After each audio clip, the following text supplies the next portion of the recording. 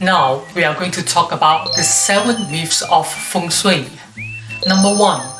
Hanging a compass on the door or burying a compass, or hanging a Bagua mirror on the door or burying a Bagua mirror can bring you good Feng Shui, cure the bad Feng Shui, or even balance the energy of your place. Don't believe in that. It is a myth. A compass is only a compass. It doesn't give you any supernatural power. By hanging a compass on the door, it is actually dangerous. The compass is actually very heavy. By hanging the compass on the door, especially on top of the door frame, and some Feng Shui master, they call themselves Feng Shui masters. They actually suggest you to hang the compass like that on the door.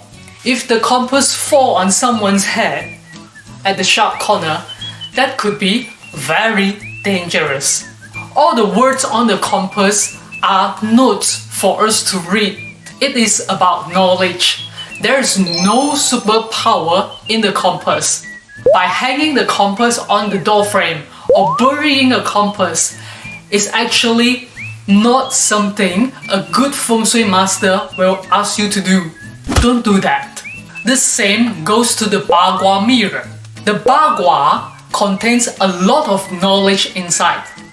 It is for us to understand and to learn.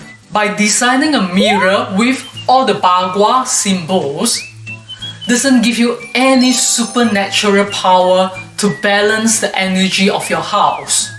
By hanging a Bagua mirror or burying a Bagua mirror will not do anything good or bad to you either. But a good Feng Shui master will never ask you to hang a Bagua mirror or to bury a Bagua mirror. So this is the first myth of Feng Shui. The second myth of Feng Shui: putting an amulet on the door frame. Amulet is something to do with religion. If that is your belief, go ahead to do that. All religions are good as long as they are teaching you to do something good.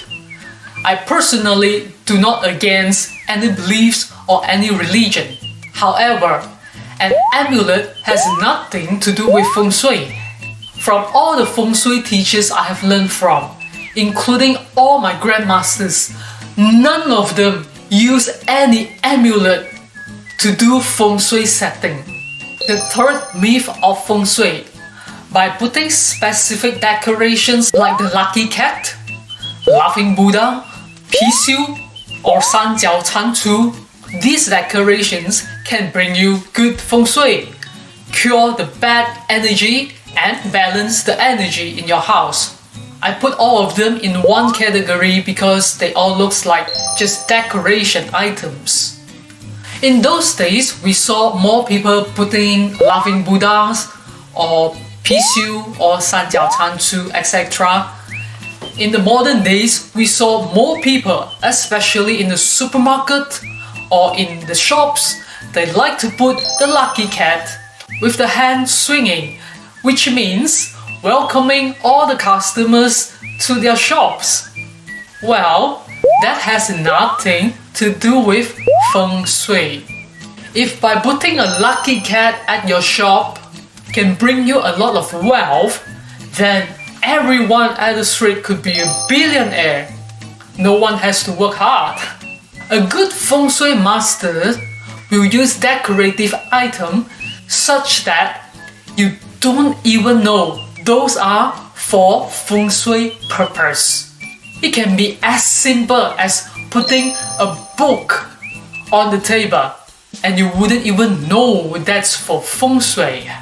And that's what we call a great Feng Shui master. If you like all those decorative items like the lucky cat, laughing Buddhas, you like them, yes, of course you can buy them, you can put them at your place. And again, it has nothing to do with Feng Shui. The 7 myths of Feng Shui. Number 4. Putting rocks or precious stones in your house will increase the energy of your place. Okay, I do agree the precious stones like emerald or sapphire, etc., all these stones or rocks, they do carry certain energy, and each rock carries different energies. Have you ever seen any Feng Shui master recommends someone to put rocks to make their house full of rocks like that? In some very rare circumstances, I do use 1 or 2 pieces of stones in my practice. However, this is not a common thing that we will ask someone to decorate their house full of rocks. And for your information, never put any rocks in your bedroom, because that will actually disturb the vibration in the bedroom. If the vibration in the bedroom is disturbed, of course it will disturb your sleep. If you couldn't sleep well, it disturbs your emotion. If your emotion is disturbed, it disturbs your logical thinking, that it might cause you to make a wrong decision. And be aware that the price of making one wrong decision could be very, very expensive. For example, you make a wrong investment, you bought the wrong house, you bought the wrong shop, or you married the wrong person. That could ruin many years of your life. The 7 myths of Feng Shui. Number 5. Having tattoos on your bodies. Well, I know that in some religions, particularly in some countries, they do believe that having these tattoos on their body will bring them good luck. And again, this is a practice of some religions or beliefs. Feng Shui is a very scientific and logical study. I'm sure that if you want to go to the university to study a field of knowledge, you don't have to have tattoos on your body. There is also a common myth that by putting some beads on your neck or on your wrist will bring you good luck. Again, if that's your belief or that's your religion, go for it. Is there anything to do with Feng Shui? No. The 7 myths of Feng Shui. Number 6. This is an interesting one. All Feng Shui masters will have certain occult power, or you call it mysterious power or supernatural power. I practice in Melbourne. There was a time I met someone and he knew that I practice Feng Shui. So he asked me, "Do you know who is the best Feng Shui master in Melbourne?" And I said, "Well, maybe you can tell me." And he mentioned name, so and so. I was like, okay, have you heard about him? No, I haven't. And he said, this Feng Shui master has supernatural power that he can see the color of the land. He went to a place near the hill and he can see the energy of the place coming out from the earth is in purple. So he said that is a good land, and so he bought the land. Some people may have some mysterious power that they can see something. They can see something in you. They can see something about you in the past or something about you in the future. But it doesn't mean that they have the knowledge of Feng Shui.